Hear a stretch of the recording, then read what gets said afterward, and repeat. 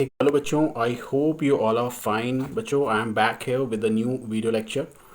बच्चों, आप लोग के मुझे डाउट्स आ रहे थे कि आपको कुछ टॉपिक समझ में नहीं आए हैं। तो बच्चों, मैंने जब सस्पेक्ट किया तो मुझे एक चीज़ यहाँ पे ये पता लगी, आप लोग वीडियो कम्प्लीटली देखते ही नहीं हैं। तो बच्चों, मेरी रिक्वेस्ट है आपसे कि प्लीज़ वीडियो को पूरा देखिए, वीडियो में से नोट्स बनाइए, उसको पॉज करके अगर आपको लगता है कोई लाइन इंपॉर्टेंट है उसको रिवाइंड करके दोबारा सुनिए और उसे नोट्स में मेंशन करिए, राइट। और उसके बाद डाउट रेस करिए, ठीक है। तो डेफिनेटली मैं आपके डाउट को एंटरटेन करूँगा, ठीक है। अपने डाउट आप लोग गूगल क्लासरूम में पोस्ट कर सकते हैं कि जैसे आपको पता है कि लाइव क्लासेस आप लोग की चलती हैं। तो बच्चों, आप अपनी क्वेरीज़ को, डाउट को मेंशन करें, ठीक है। And then I will try to wrap up those doubts and try to make one more video over that doubts, ठीक है। सो बच्चों, आप लोगों से ये रिक्वेस्ट है कि वीडियो को स्किप ना करें प्लीज़, क्योंकि 45-40 मिनट्स के लेक्चर को ऑलरेडी मैं कंप्रेस करके आपको 10 से 12 मिनट के वीडियो में के आसपास दिखाता हूँ, ठीक है। तो स्किप करोगे, इससे ज़्यादा स्किप करोगे तो कुछ बचेगा नहीं, ठीक है। तो please watch the video completely. Back बच्चों, this is the 6th part of electrostatics, your first chapter. बच्चों, इलेक्ट्रिक फील्ड हमने पहले डिस्कस कर लिया था, लेकिन अब मैं few points I am just going to revise it again.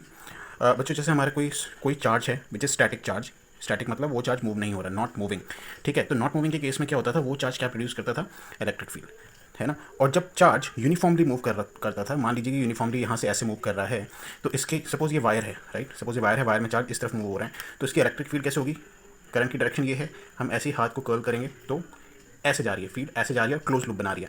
बच्चों, इलेक्ट्रिक फील्ड क्लोज लूप कभी नहीं बनाती, है ना, इसीलिए ये फील्ड कंजर्वेटिव होती है। और जो मैग्नेटिक फील्ड होती है ये हमेशा क्लोज लूप बनाती है, ठीक है। ये चीज़ आप ध्यान रखेंगे।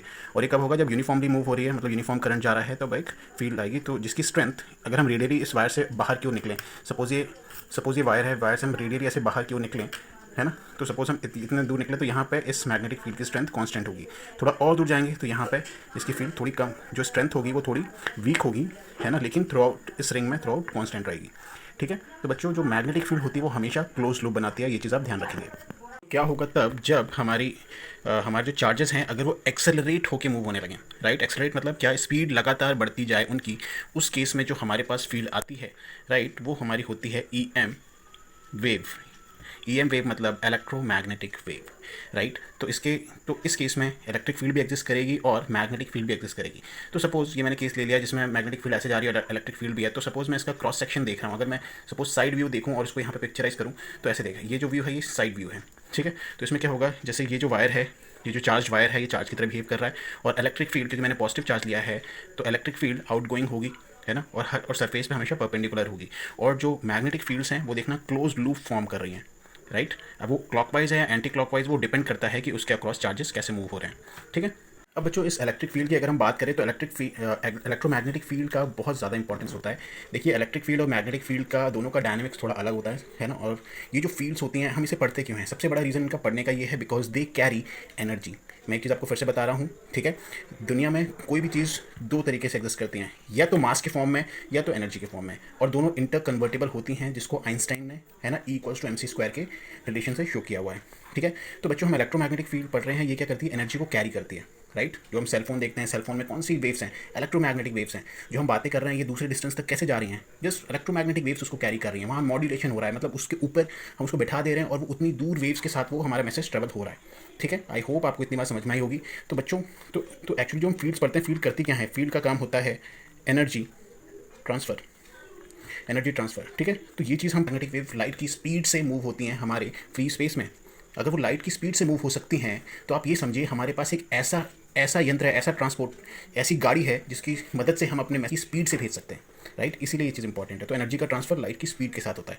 तो ये जो कॉन्सेप्ट दिया था, कॉन्सेप्ट ऑफ फील्ड, ये दिया है हमारे जो साइंटिस्ट हैं माइकल फैराडे ने, ठीक है। उन्होंने इलेक्ट्रोमैग्नेट, और ये सब चीज़ें हम पढ़ते हैं इलेक्ट्रोमैग्नेटिक थ्योरी के अंदर, और उसके अंदर हम एक्चुअली 4 इक्वेशंस पढ़ते हैं जो कि मैक्सवेल की इक्वेशंस कहलाती हैं, ठीक है। और फैराडे की थ्योरी इसीलिए इंपॉर्टेंट है क्योंकि फैराडे ने ही इन सब इक्वेशंस की शुरुआत करी थी। तो अब हम एक न्यूमेरिकल सॉल्व करने जा रहे हैं एनसीईआरटी का, ठीक है। न्यूमेरिकल सॉल्व करने से पहले हमें कुछ प्री रिक्विजिट नॉलेज, मतलब जो रिक्वायर्ड नॉलेज की ज़रूरत है, वो हम पहले डिस्कस कर लें, जिससे आपके कुछ कॉन्सेप्ट भी बनेंगे। बच्चों देखो, अगर हमारे पास कोई 2 चार्ज प्लेट होती थी, अगर सपोज ये प्लेट चार्ज पॉजिटिवली चार्ज है और ये नेगेटिवली चार्ज है, तो हमारी इलेक्ट्रिक फील्ड हमेशा कैसे होती थी, पॉजिटिव से निकलती थी, हमेशा नेगेटिव की तरफ ऐसा जाती थी, क्योंकि हमने ये पैरेलल प्लेट्स लिया है तो जो फील्ड भी कैसी रहेगी, है ना, फील्ड हमेशा पैरेलल रहेंगी, ठीक है, यूनिफॉर्म रहेंगी। और अगर सपोज मैंने दूसरी प्लेट ले ली, ये भी पॉजिटिव चार्ज है, ये नेगेटिव चार्ज है, ठीक है, लेकिन डिफरेंस क्या है, मैंने यहाँ पे नेगेटिव चार्ज रखा है, इसके इन दोनों प्लेट्स के बीच में इलेक्ट्रिक फील्ड के बीच में नेगेटिव चार्ज रखा है, और यहाँ पे हमने पॉजिटिव चार्ज रखा है। तो बच्चों समझने वाली बात यहाँ पे ये है, ठीक है। मुझे आप बताइए, अगर सपोज हमने नेगेटिव चार्ज रखा है तो नेगेटिव चार्ज राइट साइड जाएगा, लेफ्ट साइड जाएगा? ऑब्वियस सी बात है, क्योंकि जो नेगेटिव चार्ज होता था वो पॉजिटिव टर्मिनल की तरफ अट्रैक्ट होता था, क्योंकि देखिए इनकी पोलैरिटी अपोजिट है, तो ये चार्ज की तरफ फोर्स लगेगा ऐसे। और अगर वही सेम फील्ड में अगर हम पॉजिटिव चार्ज रखते तो ये देखो रिपल होता, तो ये इसकी डायरेक्शन इस साइड होती, ठीक है। तो ये कॉन्सेप्ट हमें समझ में आ गया कि अगर हम किसी इलेक्ट्रिक फील्ड में नेगेटिव चार्ज को रखेंगे तो ये पॉजिटिव टर्मिनल की तरफ फोर्स लगेगा, उस तरफ मूव होगा, और किसी पॉजिटिव चार्ज को रखते हैं तो ये प्लेट के नेगेटिव टर्मिनल की तरफ मूव होगा, उसी तरफ इसमें फोर्स लगेगा।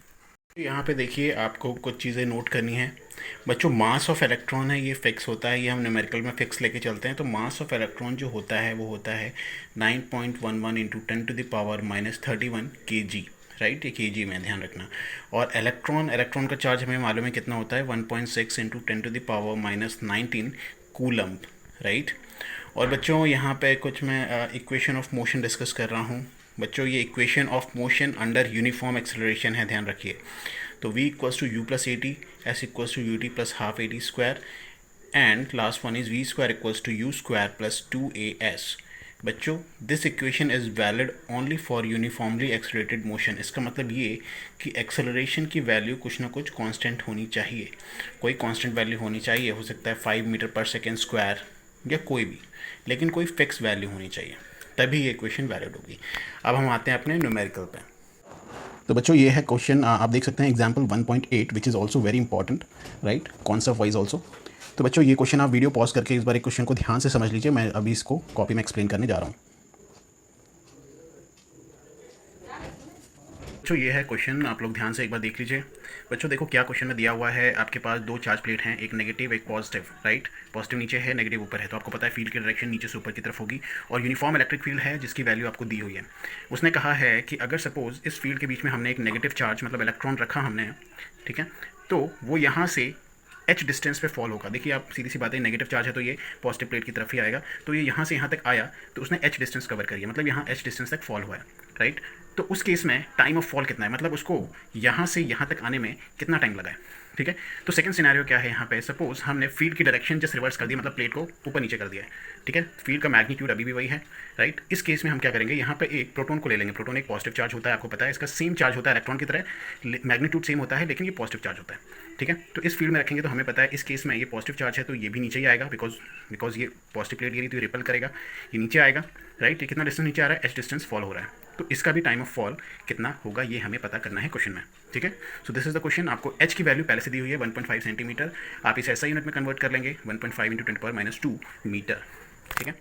तो अब यहाँ पे हम लोग देखते हैं, ठीक है बच्चों, इस केस को हम देखते हैं। पहले इस चार्ज पे कितना फोर्स लग रहा होगा, इलेक्ट्रिक फील्ड लगाएगी, उसको हम देखते हैं अभी। बच्चों हमें पता है न्यूटन सेकंड लॉ से हम जानते हैं, force equals to mass into acceleration. ये हम तब लगाते हैं जब कोई भी बॉडी में मास हो और उस पर कोई ना कोई एक्सटर्नल फोर्स लग रहा हो, वहाँ पे हम F equals to m into a करते हैं, और यहाँ पे हमने ME लिखा है, मतलब mass of electron into acceleration of electron. तो ये सफिक्स है, इससे कन्फ्यूज मत होइएगा, ये सिंपल वही फॉर्मूला है, F equals to ma, right. यहाँ से हम लिख सकते हैं एक्सेलरेशन ऑफ इलेक्ट्रॉन कितना होगा, F अपॉन me, और F की जो एक्चुअल वैल्यू है, जो इलेक्ट्रिक फील्ड पे जब चार्ज पे फोर्स लगता है तो उसका मैग्नीट्यूड कितना होता है, हमने पढ़ा था कितना होता है, QE, राइट, मतलब magnitude of charge into electric field magnitude, ठीक है। तो हमने यहाँ पे लिखा है E जो कि मैग्नीट्यूड ऑफ चार्ज है, इंटू कैपिटल E मतलब जो इलेक्ट्रिक फील्ड है, divide by mass of electron. तो हमारे पास एक्सेलरेशन आ गया कि इस पर एक्सेलरेशन कितना लग रहा है, ठीक है। अब बच्चों क्योंकि हम एक्सेलरेशन एक कांस्टेंट वैल्यू आई है, तो ये यूनिफॉर्म एक्सेलरेशन का ये फॉल का केस है ना, फ्री फॉल का केस है, तो यहाँ पे हम इक्वेशन ऑफ मोशन यूज़ कर सकते हैं अंडर ग्रेविटी।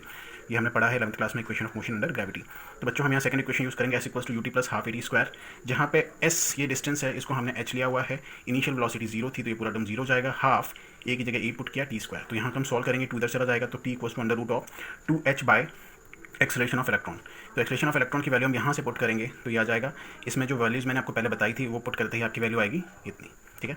अब बच्चों इस वाले केस पे आते हैं जहाँ पे हमने फील्ड की डायरेक्शन रिवर्स कर दी थी, लेकिन इलेक्ट्रिक फील्ड सेम थी, लेकिन हमने यहाँ पे प्रोटॉन रख दिया था इलेक्ट्रॉन की जगह, और ये डिस्टेंस सेम थी। तो बच्चों सेम केस यहाँ पे फोर्स मास इंटू एक्सेलरेशन होगा, यहाँ से एक्सेलरेशन ऑफ प्रोटॉन हम निकाल सकते हैं, force upon mass of proton, ठीक है, mass of proton, I am sorry this should be P, ठीक है। तो बच्चों यहाँ से हमें एक्सेलरेशन निकल के आ गया। अब हम same second equation of motion लगाएंगे under free fall under gravity, ठीक है। तो s की जगह h रख देंगे, इनिशियल वेलोसिटी 0 थी, हाफ AT स्क्वायर, तो यहाँ से t की वैल्यू आ जाएगी।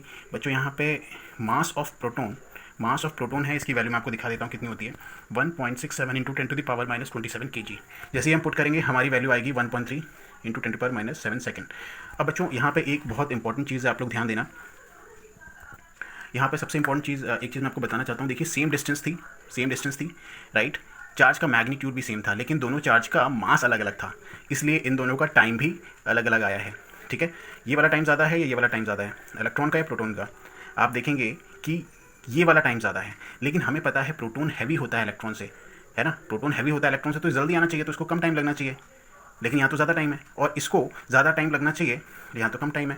ऐसा क्यों हुआ बच्चों? ऐसा इसलिए हुआ क्योंकि हमने यहाँ पे एक एक्सेलरेशन ड्यू टू ग्रेविटी को कंसीडर नहीं किया, क्योंकि हम यहाँ पे चार्ज को फॉल करा रहे हैं, यहाँ पे ग्रेविटी भी काम कर रही है, लेकिन हमने ग्रेविटी नहीं, सिर्फ हमने इलेक्ट्रोस्टैटिक फोर्स की बात करी यहाँ पे। अगर हम ग्रेविटी को इंक्लूड कर देंगे तब हमारा आंसर सही हो जाएगा, लेकिन we are concern more about electrostatic force applying on the charge, not on the gravitational force.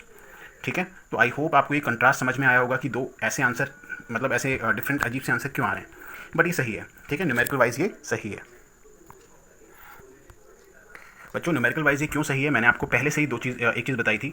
मान लीजिए कि सपोज़ आप यहाँ पे खड़े हैं राइट, बड़े मज़े से खड़े हैं आप यहाँ पे आपका दोस्त खड़ा है, ठीक है, ये भी खड़ा है ना, और आप दोनों प्लेन से कूद गए हैं हवा में, लेकिन जैसे इस बंदे ने इसको बहुत ज़ोर से ऐसे किक मारी, तो ये बताओ ये हॉरिजॉन्टली जाएगा या ऐसे जाएगा? पहले ये हॉरिजॉन्टली जाएगा, क्योंकि उस समय जो फोर्स लगा है वो डोमिनेटिंग है और ग्रेविटेशन फोर्स कम डोमिनेटिंग है, तो इसलिए जो यहाँ पे एक्सटर्नल फोर्स लगा है डोमिनेटिंग है, इसलिए ये वाला इफेक्ट में आया, और धीरे धीरे दोनों बैलेंस हो जाएंगे और धीरे धीरे ग्रेविटेशनल इफेक्ट हो जाएगा राइट। तो सेम सिचुएशन ये होती है कि अगर दो फोर्स लग रहे हैं, एक इलेक्ट्रोस्टैटिक ऐसा लग रहा है, ग्रेविटेशन ऐसा लग रहा है, जो भी ज़्यादा फोर्स होता है वो डोमिनेटिंग हो जाता है राइट। तो न्यूमेरिकल में हमने यही चीज़ कंसीडर करी है। तो आई होप ये आपको समझ में आया होगा।